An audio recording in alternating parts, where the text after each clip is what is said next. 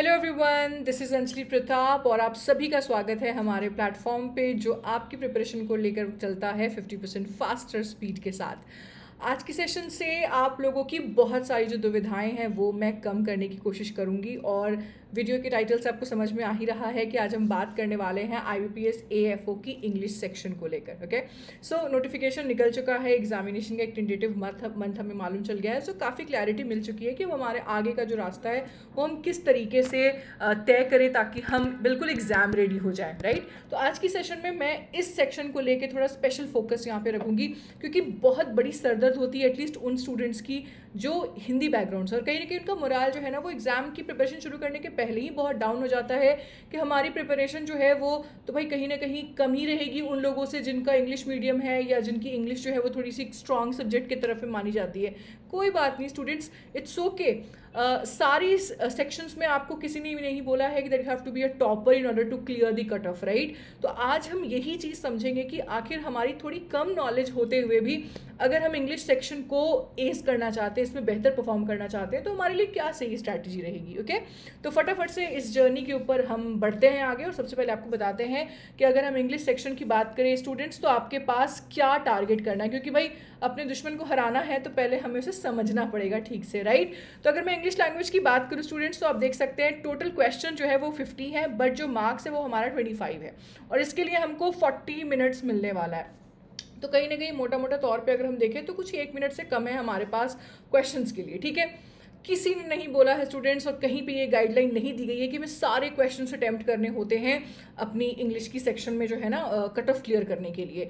हम बिल्कुल selected questions यहाँ से उठाएंगे और हम उनको अटेम्प्ट करेंगे, बट उसके पहले हमें ये जानना पड़ेगा कि आखिर हमें टोटल मार्क्स कितने चाहिए in order to clear the cut off, ठीक है। तो मैं आपके लिए एक छोटा सा ओवरव्यू लेके आई हूँ सो दैट यू नो। वैसे तो सारे सब्जेक्ट्स के आपको यहाँ पे नंबर मेंशन दिख रहे हैं, बट मैं फोकस करूंगी अभी सिर्फ इंग्लिश के ऊपर। ओके, सो 25 मार्क्स की अगर आप बात करो स्टूडेंट्स तो भी देखो आप एकदम आश्चर्यचकित हो जाओगे ये देखकर कि सिर्फ 8 मार्क्स जो है वो हमें चाहिए थे कट ऑफ क्लियर करने के लिए 2023 में। आप ये जरा पैटर्न देखिए तो और कम ही था पिछले सालों में, मतलब धीरे धीरे वो बढ़ा है। बढ़ने का मतलब ये नहीं कि जो है ना आपको अब जो है ना बहुत बहुत डिफिकल्टी फेस करनी पड़ी है, मतलब कहीं ना कहीं क्वेश्चंस थोड़े इजी आए होंगे, मॉडरेट लेवल के आए होंगे। तो अभी आगे आने वाले सेशंस में आपको ये भी बताऊंगी कि प्रीवियस ईयर के क्वेश्चंस कैसे थे, हम उन्हें अटेम्प्ट करेंगे तो कैसे मार्क्स आ रहे हैं हमें, तो ये सब डिटेल में आपको जो है ना सभी क्वेश्चंस के ऊपर भी लेके जाऊंगी, ठीक है। तो अभी आप इस चीज़ पर फोकस कीजिए कि अगर मैं 2023 में ये एग्जाम दे रहा होता तो मुझे सिर्फ और सिर्फ 8 मार्क्स चाहिए थे इंग्लिश में, बट कहीं ना कहीं हमारा ध्यान इस ओवरऑल कट ऑफ पे भी जाता है। तो कहीं ना कहीं हमें सेक्शंस को स्टूडेंट्स अच्छा परफॉर्म करना है। I mean we just not have to only think about कि अच्छा 8 नंबर मैंने अटेम्प्ट कर लिया अब मैं एकदम मतलब चैन से बैठ सकता हूँ। भाई टारगेट तो हमें फुल का ही करना है, ठीक है। मतलब एम हम ज़्यादा करेंगे तब तो अगर नीचे थोड़ा गिरे भी तो कोई बात नहीं, हम एक सेफ पोजीशन पे रहेंगे, राइट।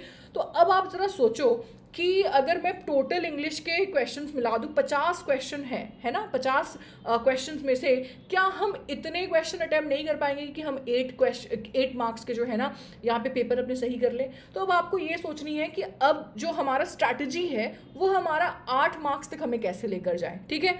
अब मैं आपको बताती हूँ ये ब्रेकअप कि भाई हमारे जो टॉपिक्स हैं वो कैसे ब्रेक हो रहे हैं यहाँ पे, ठीक है।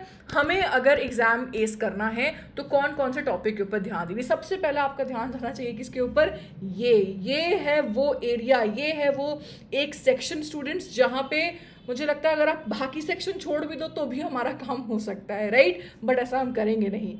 तो 20 मार्क्स के क्वेश्चन स्टूडेंट्स आए थे हमारी रीडिंग कॉम्प्रिहेंशन से। जिसको आइडिया नहीं है रीडिंग कॉम्प्रिहेंशन क्या होता है, मैं आसान शब्दों में बता दूं, भाई पैसेज रहता है उसके ऊपर आपको कुछ 4-5 क्वेश्चंस मिलेंगे स्टूडेंट्स, ठीक है। तो ये अगर मैं इस पर्टिकुलर टाइप ऑफ क्वेश्चन की बात करूँ तो कोई नियम और कोई ग्रामर के रूल्स आपको यहाँ रखने नहीं पड़ेंगे, है ना। कोई ऐसे 100-150 रूल्स जो है ना आपको बिल्कुल किताब में लिखी हुई है उनको रटना है, ऐसी कोई चीज़ यहाँ पे नहीं काम करती। ये सिर्फ और सिर्फ आपकी अंडरस्टैंडिंग के ऊपर डिपेंड करती है। हाँ, लेकिन अंडरस्टैंडिंग हमें डेवलप करनी है क्योंकि कहीं ना कहीं रीडिंग हैबिट जो है वो हमारे लिए की रोल यहाँ प्ले करेगा, ठीक है। बाकी दूसरे भी टॉपिक्स देखते हैं हमारे और कहाँ से क्वेश्चन आए हुए थे भाई। तो भाई वर्ड स्वैपिंग के क्वेश्चन हमें 5 नंबर के आए थे, ठीक है। फिर हमारे पास सॉरी इतने क्वेश्चंस थे नॉट नंबर के। So we had around 4 questions of fill in the blanks. फिर 5 क्वेश्चन आपके एरर डिटेक्शन जो भाई प्योर जो है ना वो आपके ग्रामर के कंसेप्ट को डिमांड करेगा, कम से कम आपको वो जानना पड़ेगा तभी जाके आप ये क्वेश्चन सॉल्व कर पाएंगे। फिर आता है कनेक्टर पेयर्स कनेक्टर्स भी एक तरीके का ग्रामर ओरिएंटेड टॉपिक ही है। कंजंक्शन आपने एक टॉपिक सुना होगा, वो उसी से ये क्वेश्चंस आते हैं, ठीक है। तो समझ लो कि ग्रामर का अगर मैं एक टॉपिक भी पकड़ूं कनेक्टर का, तो मेरे कुछ क्वेश्चंस तो निकल रहे हैं। फिर एक आता है क्लोज टेस्ट का। इस क्लोज टेस्ट नाम शायद कुछ लोगों ने सुना हो, कुछ लोगों ने नहीं सुना हो, मैं थोड़ा ओवरऑल बता दूं। एक पैसेज रहते हैं, कुछ फिल इन द ब्लैंक्स रहते हैं और उसके ऊपर हर ब्लैंक के ऊपर आपको कुछ ऑप्शंस मिलेगा। तो मतलब कंटेक्चुअली आपको ये देखना है बच्चे कि क्या मैं इस वर्ड को यहाँ फिल करूँ और मेरा जो पैसेज है, मेरी जो सेंटेंस है, उसकी प्रॉपर मीनिंग निकल के आ रही है। फिर से किस चीज़ की जरूरत पड़ेगी स्टूडेंट्स? फिर से पड़ेगी हमारी रीडिंग की। मतलब समझो तो रीडिंग कॉम्प्रिहेंशन से हमारे यहाँ के 20 मार्क्स और ये 5 मार्क्स, 25 मार्क्स अभी तक मिल गए हमको। फिर है हमारे पास ये सेंटेंस इंप्रूवमेंट। ये भी आपका जो है ना बिल्कुल एरर स्पॉटिंग की तरह ग्रामेटिकल नॉलेज आपका यहाँ पे थोड़ा तगड़ा होना चाहिए, तब हम ये क्वेश्चंस बड़े आराम से कॉन्फिडेंस के साथ अटेम्प्ट कर पाएंगे। और फिर आता है मैच द कॉलम। तो मैच द कॉलम के स्टूडेंट्स 2-3 तरीके के पैटर्न होते हैं, कभी वो कैप बेस्ड आ जाता है, कभी ग्रामर बेस्ड आता है। फिर से एंड रिजल्ट यही करना है कि हमारा जो सेंटेंस है उसका प्रॉपर सेंस आ रहा है कि नहीं, ठीक है। तो अभी मैं आपको बिल्कुल इमीडिएटली जो है ना पिछले साल का जो पेपर है वो एनालाइज करके यहाँ बताया। तो आपको एक ओवरऑल आइडिया क्या मिल रहा है? ओवरऑल आइडिया मिल रहा है कि 3 चीज़ों के ऊपर हमको फोकस करनी है बच्चे, है ना। एक हो गया हमारा ग्रामर, तो ग्रामेटिकल कंसेप्ट्स हो गए, उसके बारे में आपको बताऊंगी। कुछ आपके चैप्टर्स हैं, पार्ट्स ऑफ स्पीच है, आपने सुना होगा, नाउन हो गया, प्रोनाउन हो गया, एडजेक्टिव है, एडवर्ब है, प्रीपोजिशन है। तो इसमें भी मैं आपको जो है ना एक एक करके आगे आने वाले सेशन से बताऊंगी कि हाँ भाई प्रीपोजिशन जो है वो थोड़ा सा बड़ा चैप्टर है जिससे हम ज़्यादा क्वेश्चंस एक्सपेक्ट कर रहे होते हैं। कहीं ना कहीं वर्ब या टेंसेज या सब्जेक्ट ऑफ अग्रीमेंट की बात करें तो इनमें कुछ नियम कानून होते हैं जो हमारे लिए ज़्यादा इंपॉर्टेंट है। तो अगर आपके दिमाग में ये चल रहा है कि मैं ग्रामर ना पूरा नहीं पकड़ना चाहता हूँ, या मुझे लग रहा है कि मेरी जो है ना कॉन्फिडेंस उतना बिल्ड नहीं हो पा रही है इस चीज़ में, तो हम कुछ सेलेक्टेड 5-6 टॉपिक्स को जो है ना टारगेट करते हैं और फिर उसी के ऊपर जितने बेस्ड क्वेश्चन आएंगे हम वो अटेम्प्ट करेंगे। फिर आपने देखा वोकैबुलरी के लिए मैं अलग से बात करूंगी। पहले मैं आपको लेके आती हूँ कॉम्प्रिहेंशन की तरफ, क्योंकि कहीं ना कहीं वो जो 25 क्वेश्चन है वो आपके दिमाग में गूंज रही होगी अभी तक, है ना, कि 25 क्वेश्चन हमारे जो है वो यहाँ से निकल रहे हैं। अब आपको ये देखना है कि आखिर मैं कॉम्प्रिहेंशन को कैसे ठीक करूँ स्टूडेंट्स। तो आप सभी जानते हैं कि भाई कॉम्प्रिहेंशन होता है, उसका अर्थ होता है अंडरस्टैंडिंग। अंडरस्टैंडिंग डेवलप करने के लिए एक ही 2 चीज़ है जिसके ऊपर आपको ध्यान रखना है।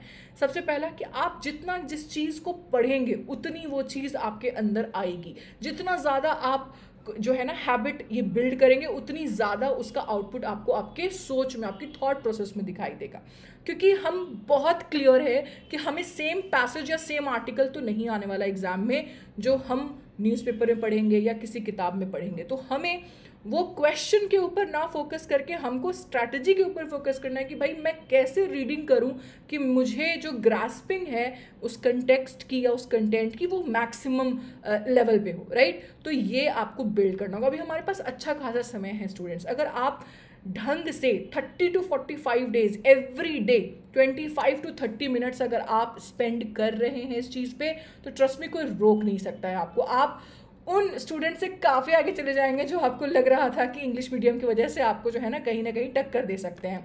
तो एक इंग्लिश मीडियम का बच्चा बस ये सोच रहा है, अगर, ठीक है, हो सकता है some of you might be thinking कि मेरी तो वैसे भी इंग्लिश थोड़ी जो है ना बेसिक्स ठीक है, मैं कॉम्प्रिहेंशन पे क्यों ही ध्यान दूँ, मैं बस थोड़ा बहुत ऊपर का टेक्निकल देख लेता हूँ and then I go attempt the exam. But एक बच्चा अगर सोच रहा है कि मैं कम से कम कॉम्प्रिहेंशन के क्वेश्चन तो अटेम्प्ट करके आऊँगा, और उसने rigorous 25 to 30 minutes every day वो न्यूज़पेपर पढ़ा, क्योंकि कहीं ना कहीं न्यूज़पेपर्स तुम्हारे 2-3 निशाने तो हो रहे, तुम्हारा करंट अफेयर्स सही हो रहा है ना, तुम्हारी जो टॉपिक है उसके ऊपर जो तुमने आर्टिकल पढ़ा है उससे तुम्हारी अंडरस्टैंडिंग ठीक हो रही है। उस आर्टिकल को पढ़ते वक्त तुम्हारे पास हो सकता है 3 to 4 न्यू वर्ड्स आएंगे, राइट। तो वो कैप का भी काम हमारा हो गया। मतलब एक तीर से तुम्हारे 3 निशाने यहाँ पे क्लियरली दिख रहे हैं, ठीक है। तो इस 25-30 मिनट के बाद, मतलब इतना इन्वेस्टमेंट करने के बाद अगर इतनी प्रॉफिट हमें मिल रही है तो फिर वाई नॉट, है ना। तो एक छोटी सी चेंजेस आप अपनी जो है ना हैबिट में ला के देखो, ठीक है। और मुझे आप इस वीडियो के नीचे कॉमेंट सेक्शन में बताओ कि आपको रियली 21 डेज या 30 डेज ये पूरी प्रैक्टिस फॉलो करने के बाद you will definitely realise that आपके थॉट प्रोसेस में चेंजेस आ गए हैं। और आगे आने वाले सेशंस में तो हम आपको ये बताएंगे ही कि आखिर उस रीडिंग कॉम्प्रिहेंशन के थ्रू जो क्वेश्चंस आते हैं वो कितने सरल और आसान से आते हैं क्योंकि एमसीक्यू के फॉर्म में क्वेश्चन आ रहा है बच्चे, ठीक है। कुछ छोटे बहुत स्ट्रैटेजीज होंगी कि हाँ भाई कहीं पे हम सीधा ना क्वेश्चन से शुरू करते हैं, राइट, कि हमने कुछ क्वेश्चंस देखा, उन क्वेश्चंस के कुछ कीवर्ड्स बना दिए और फिर उसके हिसाब से हम अपना आंसर ढूंढते हैं पैसेज में, ठीक है।